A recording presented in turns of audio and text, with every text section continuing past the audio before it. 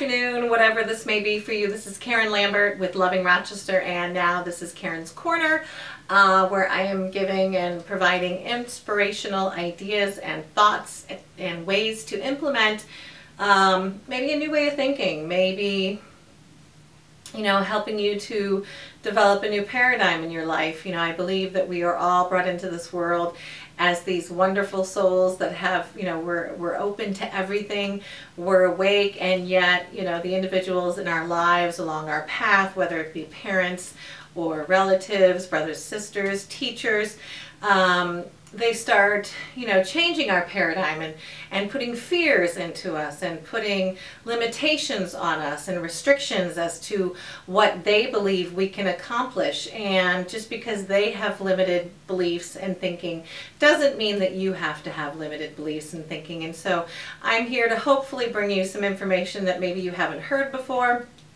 Maybe you might not be completely open to it at first, but I do hope that it does resonate with you. Sometimes you may need to listen to these messages a couple times, because I know in the past for myself, you know, I'll hear certain things and it just won't click with me at the time. But then maybe, you know, later, months later or a year later, maybe even 5 years later, 10 years later, I'm like, oh, now I get it. Now I understand what they were talking about and what they were referring to. And, you know, and then I implement it into my life then. So sometimes we're just not ready for the message that we hear. So please be open to this, and I look forward to connecting with you every day with a new way to bring some sort of enlightenment to you. So I'm going over Suzanne Somers' 365 Ways to Change Your Life. And when she wrote this book, she meant for it to start on a Monday, and I did not start it on a Monday. I started it on Wednesday, January 1st, 2020. So she thinks it's a weekend, or according to the book, it's the weekend, but it's not the weekend. And on the weekend, she just kind of goes over, she bulks, you know, Saturday and Sunday together, and it's a really short message. So today's message is, it is the wise man who welcomes problems and mistakes, because through them we grow spiritually and emotionally. That was written by M. Scott Peck from The Road Less Traveled. So I think that we all, you know, if we think about it, you know, we hate having problems, we hate having bumps in the road, and a lot of people get discouraged by them. But if you can learn to change your thinking and how you look at them, and say to yourself now, you know, this is great. I'm kind of glad this happened, because now I can look at this either from a different angle, or I can go about going around this problem.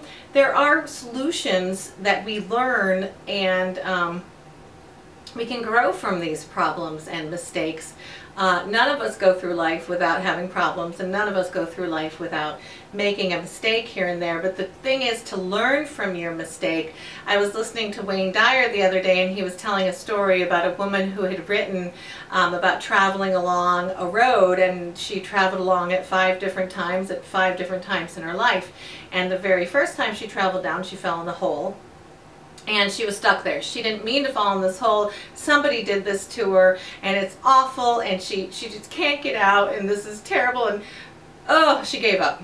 And then, you know, the next time she went and she fell in the hole, and this time again, you know, she didn't mean to be there. Somebody did this to her, but she looked for a way out, and she still didn't get out.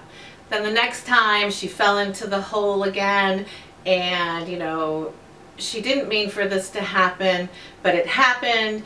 And then, you know, she does get out, she finds a way to get out. And then the next time again, she goes down the same road, she falls in the hole again, but this time she quickly gets out. And the very last time, she's like, I'm not going down this road anymore, I'm going down a different one. And I know I myself have gone through things when I was younger, in my early 20s, where I kept repeating the same thing, even though, you know, an intelligent person would say, you know the outcome, you've already done this. You know, it's like insanity. What do they say? You keep doing the same thing over and over, expecting different results. That's insanity. And I think a lot of us go through that, where, you know, somebody might tell us, like, they'll change. You know, if you're in an abusive relationship or something, and you're like, oh yeah, he said he would change, or she said she would change, and oh, you know, they're going to change. Well, No, no, they're not. They're not going to change. They are who they are. They've hurt you already. Once somebody hurts you, they're more apt to hurt you again and again. So, you know, domestic abuse definitely is something that nobody should mess with. You should immediately get out of that as soon as you can, because it generally gets worse. But that's not the story for today, domestic abuse. But the lesson is that we learn from our mistakes and we don't go down that road anymore. We take a different road. Yes, that one too may be a mistake, but at least you'll learn quicker. And here's the thing, after we keep doing this and we keep realizing, oh, this is a mistake, we stop, we change things quicker. And one of the things that I've learned to listen to in my life over the years is we're all energy. And we all have a vibration that we're vibrating at, whether it be low or very high. But we can tell when something's not right, or if we're not saying something we really mean, or if we're not doing something that we really should be doing or want to be doing, but we're doing it because somebody else wants us to do it. There will be like a wobble inside us, like a vibration of, whoa, what are you doing? I don't, And if we can learn to listen to that feeling inside us, we can stop ourselves from continuing down that path, because that path is not the answer. That is not the way you should be going. And you need to listen to yourself. Our bodies will tell us time and time again what we need to know. We just need to learn to listen to our bodies. We need to be in ourselves and know the reactions. You know, when I'm stressed, I get muscle spasms really, really bad. And if I'm doing something I'm not supposed to do, you know, my body will immediately start hurting in some way, shape, or form. Or, you know, it's just I have to listen to my body, and I can guarantee you your body is telling you things too. You just need to listen. Years ago, I was on disability, and I was on disability for a very long time.